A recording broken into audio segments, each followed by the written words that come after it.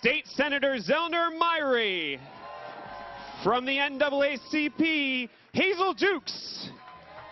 Majority Leader Andrea Stewart-Cousins. The 55th Governor of the State of New York, David Paterson. And please join me in welcoming the 57th Governor of the great state of New York, Governor Kathy Hochul.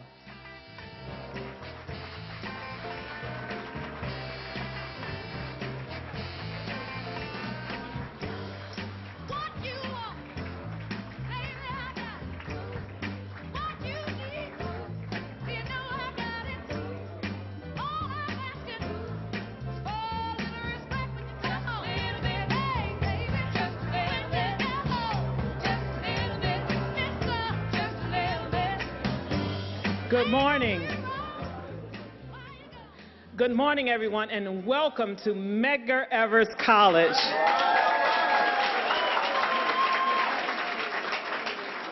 I am just so pleased to have an opportunity to welcome you this morning. Medgar Evers College, a college born out of the Central Brooklyn community with social justice in its DNA. Named for Medgar Wally Evers, who really gave his life for the cause that we are here for today. And so I am just so pleased to have this opportunity to welcome each of you to the college, and please come back. Please welcome to the podium Governor Kathy Hochul.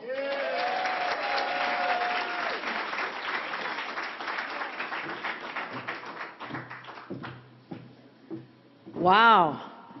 This is how we celebrate Juneteenth. We come together and we make changes that are going to affect the lives of millions of people across this country when they see what New York does here. So I want to thank all of you for coming on this significant occasion to really tell people where we stand as New Yorkers.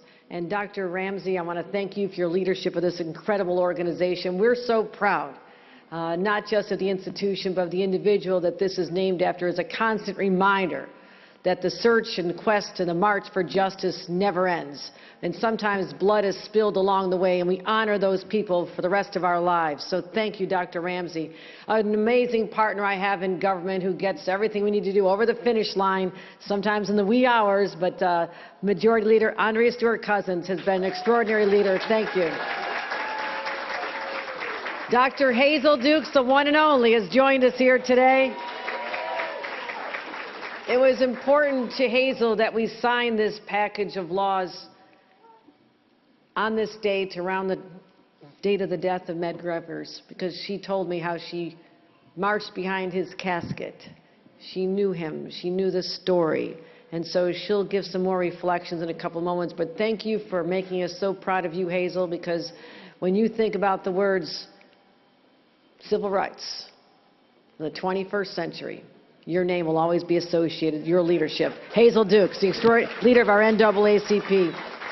Also, Senator Zellner Myrie, who's the champion of many of the initiatives we have that we're signing here today. Thank you, Senator Myrie. Same thing, it has to happen in the Assembly, too. Assemblymember Latrice Walker has joined us.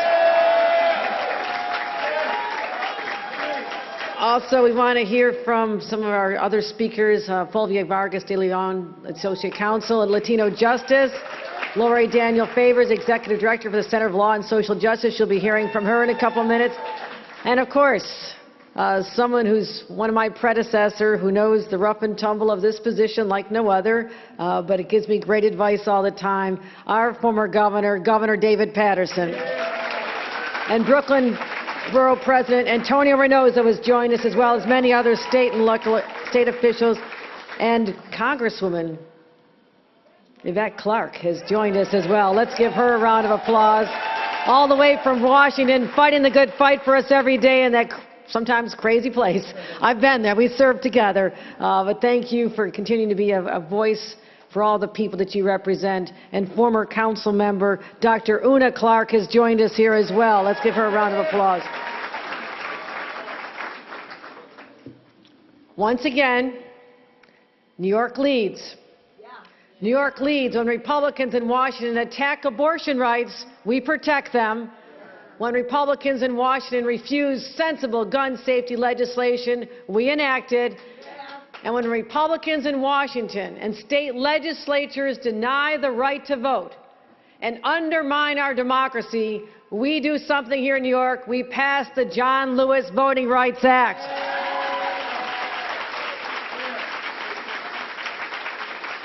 I'm so glad to be back at this college, especially as we celebrate Juneteenth, as we know the history. We know the history. I marched in what is claimed to be the largest Juneteenth parade in America after Texas.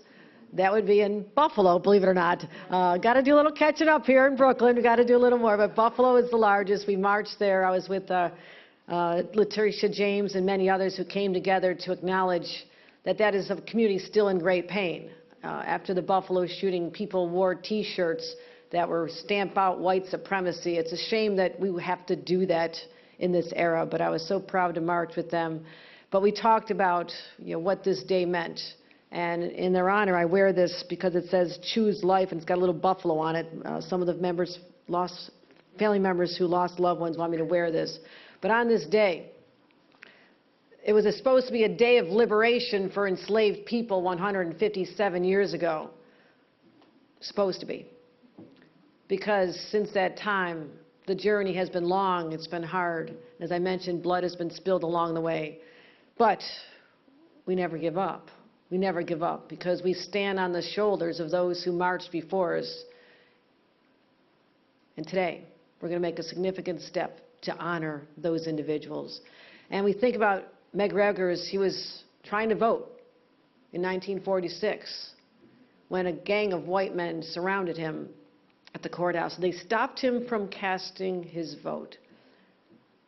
That had to be so dehumanizing for that young man who just wanted to do what he thought was his inalienable right as an American citizen. And he had to be prevented from that. But he would not be deterred. For 2 more decades, he fought on. He spent long days and nights trying to fight for a more equal, a more just, more righteous America, fighting against racism, segregation. But ultimately, he was killed by a white supremacist in 1963. So that hate that we're experiencing now was prevalent then and literally for centuries before that. So we continue that fight, and we won't stop here. This is New York State.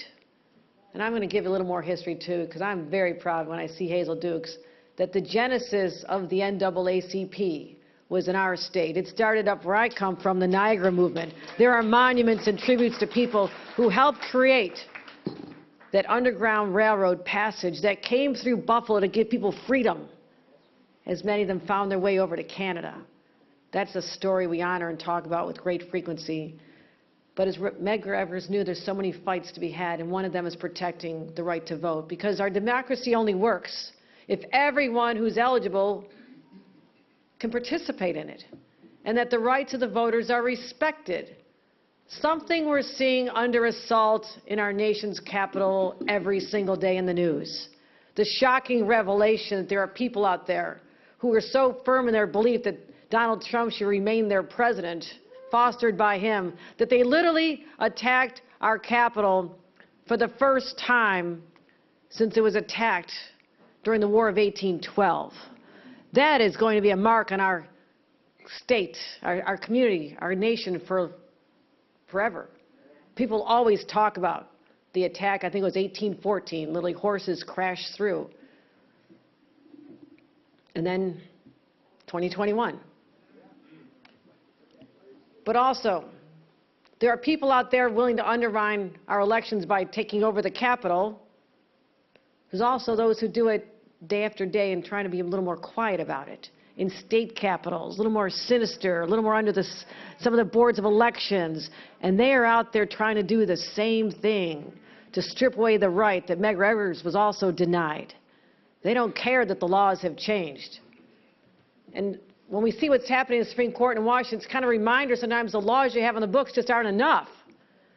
So then you look to your state leaders, your state legislators, and say, we are going to make the changes we need. So across the country, we're seeing stricter voter ID laws, shorter early voting periods, and more burdens when you're trying to just vote by mail. We're seeing people purged on voter rolls. We're seeing attacks play out in real time.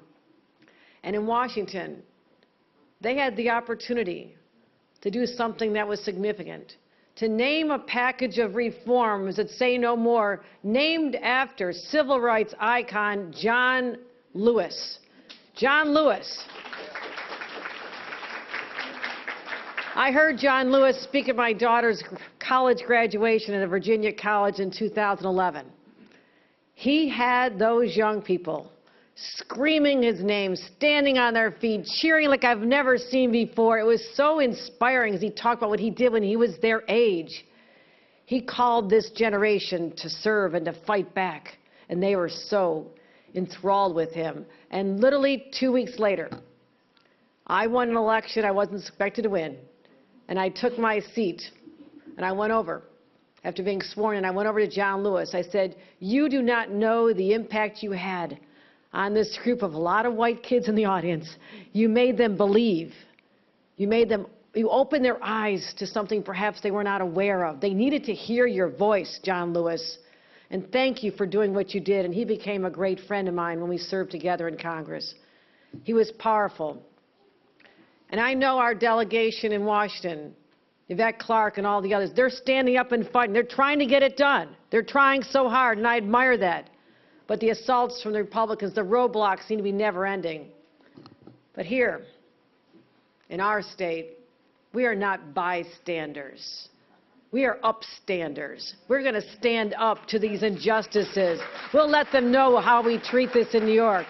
We don't just say something, we do something, because that's what John Lewis called us to do. He fought for justice, he fought for the right to vote until the very day he died. And in the final message to our country, he wrote, "Democracy is not a state. Democracy is an act, and each generation must do its part." My friends, today we're acting. We're acting. We're demonstrating to the rest of the nation what they can be doing in state capitals when Washington refuses to act. The state legislatures, the state leaders, they have the power to stand up. And so we honor these individuals, and we are going to pass the John R. Lewis Voting Rights Act of New York State to make sure that our election laws improve the voting process and protect our voters. We're going to fight back against voter suppression, voter dilution, intimidation, deception, and obstruction. We're providing more language assistance. If you can't understand the language that your ballot's in, how can you possibly vote? We are changing that as well. And we're going to change our election laws so we no longer hurt minority communities. We're going to say, we said we're going to get it done. We did this before. We did early voting, and I hope everybody's gotten their early vote in. It's a lot easier. I did mine on Saturday. Get your early votes in. Tell everybody. We've added polling sites to college campuses, and we've restored the right to vote. But today's legislation will not be the last. We'll always find where there's cracks, where there's not perfection, when we can look at our laws and say, let's fix them and make them even stronger. That's what the elected leadership does with the support of advocates who find these deficiencies and bring them to our attention.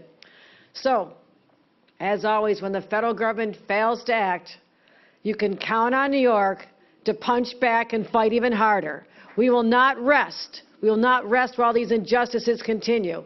As I said, we did it with abortion, we did it with reproductive freedom, we did it with gun legislation, and now we're doing it again with voting rights. So we honor Juneteenth, we honor Medgar Evers, we honor John Lewis, but we're not looking backwards any longer. We'll continue to right the wrongs of the past. But let's create a future we don't have to do that any longer. So our children and their children don't have to look at our generation and say they're going to right the wrongs of our past. We have the power in our hands. The question is, will we use it? The answer is today, we are. And that's why I'm so proud to be here to sign this landmark legislation. No state in the nation, you hear this a lot, no state in the nation has stood up with the courage and the conviction and the power that we have by protecting these important rights. Thank you, everyone. Appreciate you being here today. And with that, let me introduce my great partner in government, our Majority Leader, Andrea Stewart-Cousins.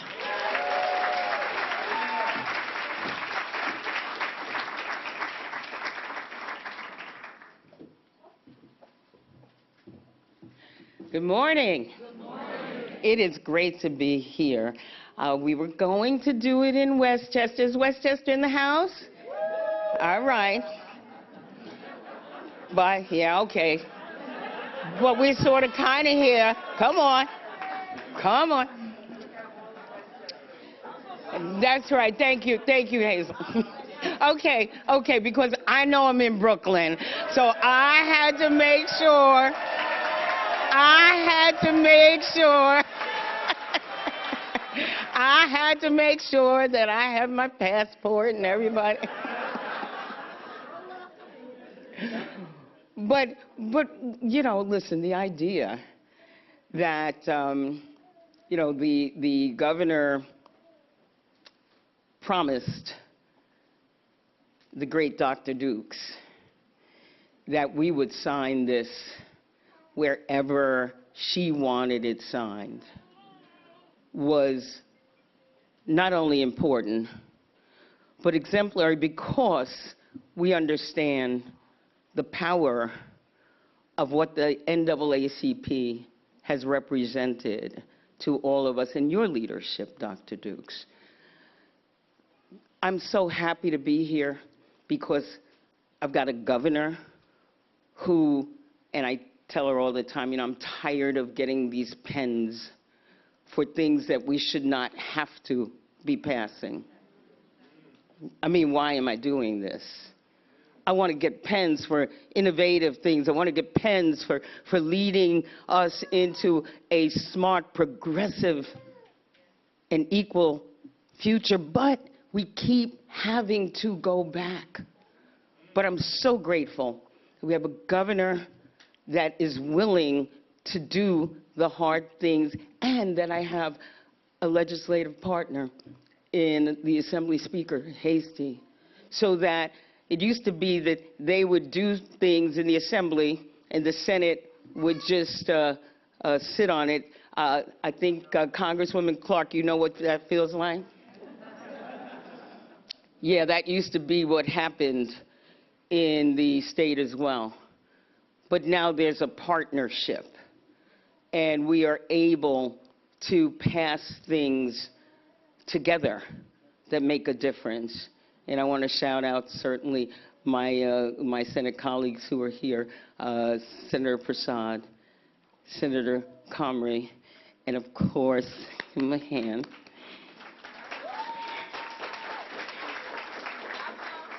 And of course, my great elections chair, your own Senator Zelnor Myrie.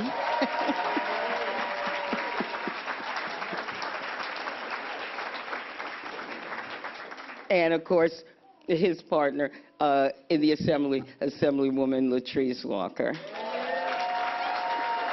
See if you, all I got to do is say Brooklyn names, right? So I also want to acknowledge Governor Patterson.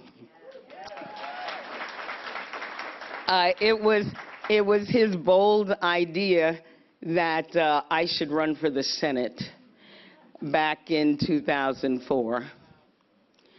And when the governor mentioned that she won an election she shouldn't have won, I lost an election that I shouldn't have lost. I lost by 18 votes in the most hotly contested race in state history. In February of the following year, they told me I lost by 18 votes. But it wasn't just a loss. It was a loss that even the Times wrote an editorial about. They said in a gym in Yonkers, the game was block the vote, because people were questioning people in my community as they tried to cast their vote. That was only after they had purged the voting rolls a few weeks earlier, only after they had moved polling sites, only after people had come in uniform to new registrants' doors to ask whether they had really registered. I'm talking about Yonkers. I'm talking about New York. So as we do this incredible legislation, and certainly I thank our advocates who you will hear represented here for helping us to do the most progressive and expansive voting rights laws in the country. As we do this, I want you to know that New York State is an example of even some of these things that we've seen in the deepest, deepest South.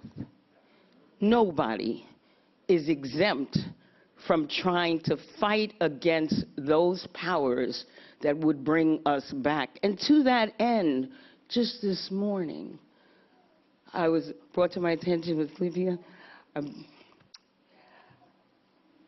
the Texas Republican platform, just think about this. The Texas Republican platform decided this morning that their election platform would be to repeal the 1965 Voting Rights Act. To repeal it in Texas. The same place where the celebration of Juneteenth began is the same place that they've decided that voting is no longer convenient. The fight that Medgar Evers waged, and I really thank you, Dr. Ramsey, for welcoming us here. The fight that he waged, and I think he was 37 when he died. Think about that. The fight that he waged, that we stand here in honor of, the fight that John Lewis waged, is a fight that clearly we will have to continue to wage, along with the fights that we are getting pens for and mobilizing for. But let us continue to be a model, to be an example, to be relentless, fearless, and tireless. Because in New York, we lead. And hopefully, our leadership will resonate so loud that the rest of the nation will follow, because it must. Because it must. So thank you so much. I can't wait to sign this bill. And guess what? I don't mind if I have to stand here and get another pen for something I don't want to do, because I know that if we don't, no one will. Thank you so much. Please welcome to the podium Dr. Hazel Dukes.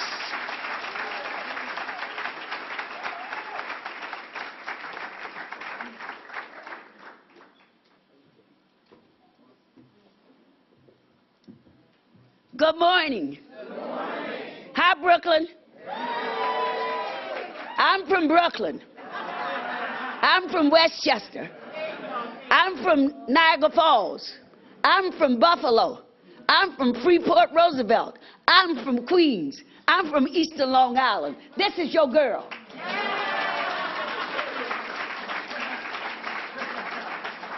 To the governor of this great state, Kathy Hochul, and they said, how do you know her? I met her when she was in Congress.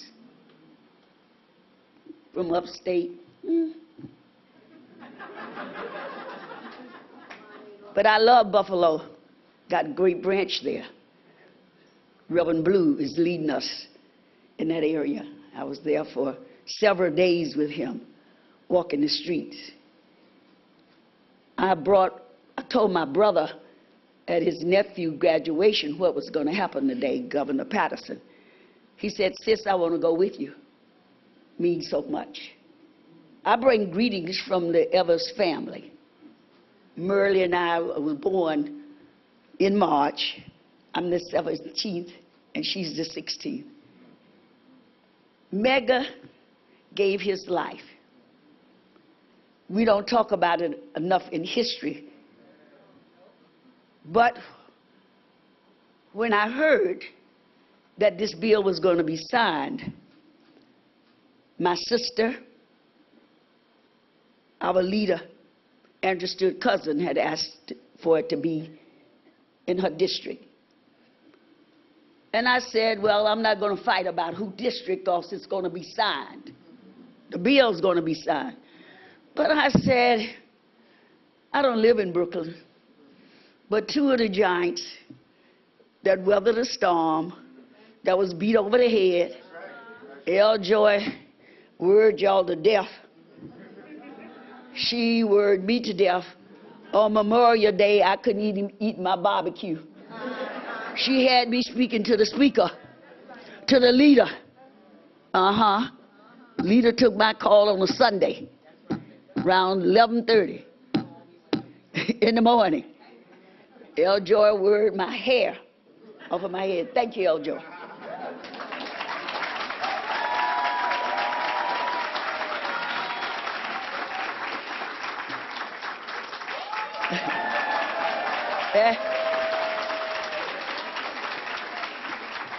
And my NAACP sent so many emails. Tell the speaker, Carl Hastings, said, call him off, call him off, call him off, call him off. We're going to get this done. Donna Lieberman, thank you for your, and my brother over there, Nan, these are all my posses.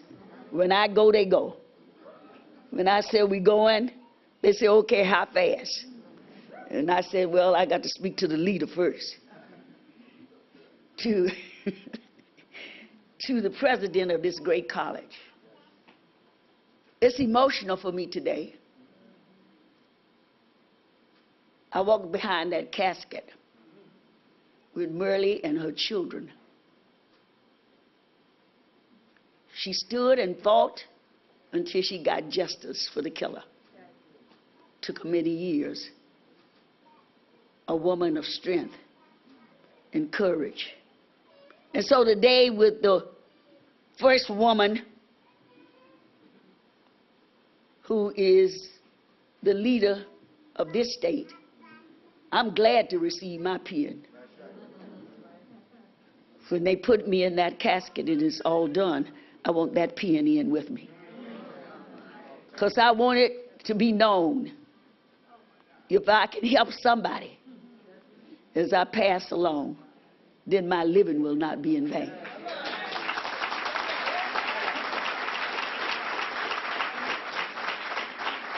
So today, New Yorkers, all across this country, we're going to stamp out hate. Am I right, Reverend? Did I see Reverend Miller over there? My pastor's Reverend Waldman. We're going to stamp out hate. We're just not going to talk about when we get to heaven. We're going to have heaven here on earth. We're going to have it with this great leadership of men and women that we have sent to Albany to be partnership with the governor. No more fighting. No more discord. It's about our children, the next generation. As I worked all day with our assemblywoman at Ron McNair School on Friday, we inducted 60, 70 young people into the NAACP. My ambassador here, will you stand up, please? That's my ambassador over there. I want you to shake the governor's hand before you leave, because they got to know you the ambassador. You coming behind me. They got another little Hazel on their hand. They can't get away from Hazel. I'm rearing them as I go. But this is a great day for New York State. Thank you. Thank you. No, I'm talking about the law. Where's El Morel? Where is she? Stand up. This woman here. Favor, stand up. Your successor. These are the people here in Brooklyn. Yeah. Yeah, give it to her. She's retired now. I'm not retiring. I don't know why you retired. I'm going to stay here and raise hell myself. I'm going to stay here and raise holy hell. I ain't going nowhere. I'm going to stay in this fight.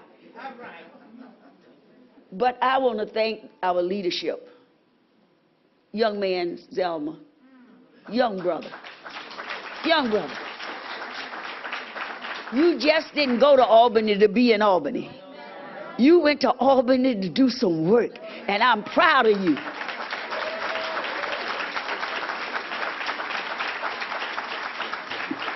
And Latrice Walker, she came from good stock. She came from the Clarks. Now me and Mama, stand up, Mama Clark.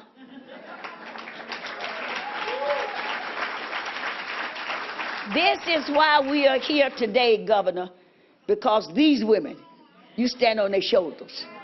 They've been here, they've done the work quietly, but they're here and now they've raised another generation to work with you as you lead this great state. I'm honored and humbled to call you my friend, your mother, and your governor. Thank you so much for all you do. Please welcome to the podium State Senator Zelnor Myrie.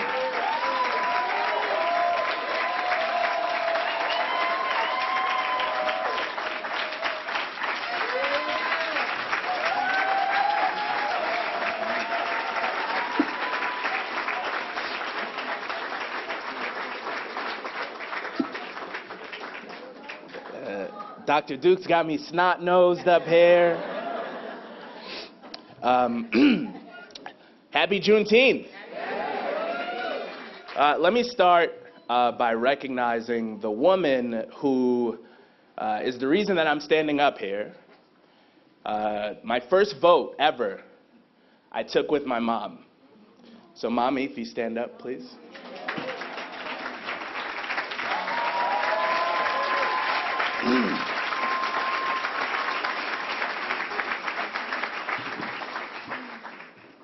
It is a good day to be in Brooklyn. It is a good day to be in the 20th Senate District. Welcome to all of you. And there are too many people to thank. I want to just give a very special shout out to L. Joy and Perry Grossman.